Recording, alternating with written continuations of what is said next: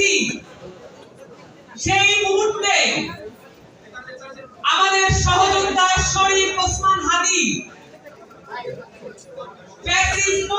Fascist আততায়ীর হাতে গুলিবিদ্ধ হয়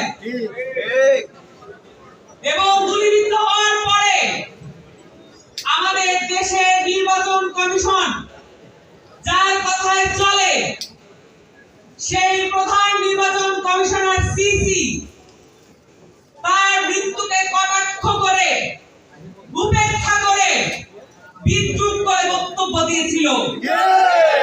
গতকাল আমরা দেখেছি বিএনপির নেতারা ক্রমাগত আরো উপেক্ষা, আরো কটাক্ষ, আরো বিদ্রুপ চালিয়ে যাচ্ছে। চাঁদাবাজির টাকায়, দুর্নীতির টাকায়, লুটপাটের টাকায় এত অহংকার ভালো ক্রমাগত দেখে যাচ্ছি কয়েকটি দল অন্য আরো অনেকগুলো দলকে সাথে নিয়ে সংস্কার বিরোধী ঐক্যজোটে রূপান্তরিত হচ্ছে। আপনারা যেটাকে নির্বাচনী জোট হিসেবে দেখছেন, এটা শুধুমাত্র নির্বাচনী জোট নয়, এটা একটা সংস্কার বিরোধী জোট হচ্ছে। কারণ মাঠ থেকে এখন দেখবেন জুলাই সনদ এবং জুলাইয়ের সংস্কার উভয় বিষয়কে বিলোপ করা হয়েছে। যেই সব প্রার্থীরা এলাকায় এলাকায় যাচ্ছেন বড় বড় দলের নাম ধারণ করে, মার্কা ধারণ করে, এলাকায় এলাকায় নতুন নতুন চেহারা দেখা যাচ্ছে।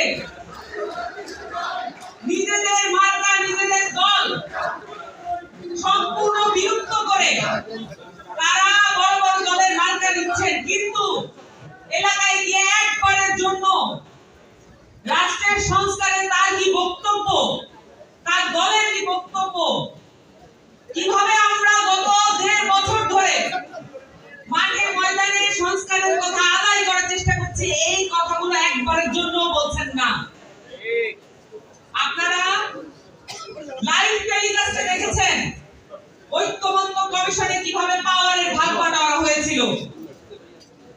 আপনারা লাইভ টেলিকাস্টে দেখেছেন বাংলাদেশের গণতন্ত্রকামী যারা মুখে যতবার কথা বলেন প্রত্যেক বাক্যের সামনে এবং পিছনে গণতন্ত্র শব্দটা বলেন, কিন্তু তারা মাছের বাজারের মতো দরাদরি করেছেন বাংলাদেশের মানুষের ভাগ্য নিয়ে। ফলশ্রুতিতে অল্প কিছু দল শুধুমাত্র সংস্কারের পক্ষে অবস্থান নিয়ে রাজপথে এবং সংস্কার কমিশনে নিজেদের অবস্থানে অটুট থেকেছে। এবং এই অটুট থাকার মধ্যে এনসিপি সহ রাষ্ট্র সংস্কার আন্দোলন এবং এবি পার্টি তাদের অবস্থান ছিল বিপ্লবের পক্ষে। যে গণ-অভ্যুত্থান গত জুলাই আগস্টে আমরা দেখেছি যে গণ-অভ্যুত্থান চলমান আছে, যে শান্ত অবস্থা বিরাজমান দেখছেন, এটাকে যারা অস্থিতিশীল করছে তাদেরকেও আপনাদের হুঁশিয়ার করতে হবে, কারণ এটা আসল অস্থিতিশীলতা নয়। যদি বাংলাদেশে সংস্কার না হয়, যদি এই নির্বাচন দিয়ে আমাদেরকে বুঝিয়ে দেওয়া হয় যে বাংলাদেশে সংস্কার হয়েছে, এতে করে যে অস্থিতিশীলতা বাংলাদেশে নেমে আসবে সেটা এই দলগুলো কল্পনাও করতে পারছে না। জুলাইয়ের ছাত্র জনতা এখনো মাঠ ছাড়ে নাই।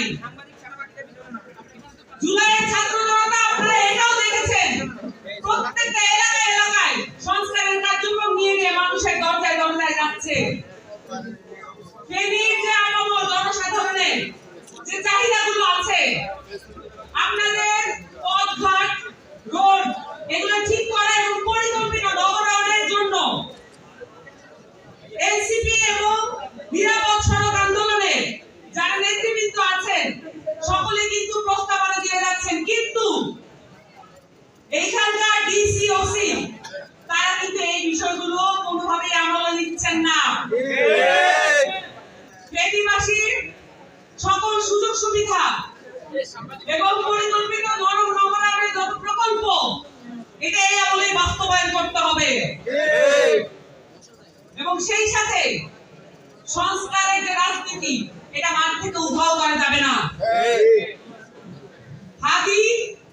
মৃত্যুর পরে তার লাশের উপরে রাজনীতি করছেন, কিন্তু আপনারা ভুলিয়ে দেওয়ার চেষ্টা করছেন তার যে হত্যাকারী বাংলাদেশে ঘুরে বেড়াচ্ছে, কিন্তু তাকে ধরার কোনো নাম দিচ্ছে না পুলিশ।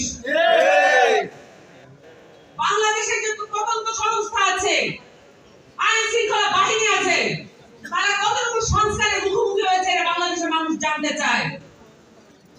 এই আপাতত নির্বাচনে, সামনে যে নির্বাচন আসছে, এই নির্বাচনে কি করে মাঠে প্রত্যেকটা প্রার্থী এবং তাদের কর্মীদের নিরাপত্তা নিশ্চয়তা হবে, সেইটা আমাদেরকে রোডম্যাপ ক্লিয়ার করতে হবে। নির্বাচনের ডামাডোল দিয়ে জুলাইয়ের যোদ্ধাদেরকে মাঠে অনিরাপদ করা যাবে না। স্বল্প সময়ের মধ্যেই নির্বাচন কমিশন সহ প্রত্যেকটা রাষ্ট্রীয় প্রতিষ্ঠানকে সংস্কার করে এবং নির্বাচনের সকল রোডম্যাপ ঘোষণা করতে হবে। গণতান্ত্রিক সংস্কার জোট শুধুমাত্র একটি নির্বাচনকালীন জোট নয়, গণতান্ত্রিক সংস্কার জোট আগামী 20 বছরে বাংলাদেশের সংস্কারের জোট। গণতান্ত্রিক সংস্কার জোট বাংলাদেশের মানুষকে নতুন রাজনীতির আশা আকাঙ্ক্ষা দেখানোর জোট। গণতান্ত্রিক সংস্কার জোট তরুণ রাজনীতিকে, তরুণ রাজনীতিবিদদের মাথা উঁচু করানোর জোট, তাদেরকে বিকিয়ে ফেলার জোট নয়। আপনারা সকলে সংস্কারের রাজনীতি এবং গণভোটের সপক্ষে নিজেদের দলের কথা যত না বলবেন, সংস্কার এবং গণভোটের কথা তার চেয়ে বেশি বলবেন।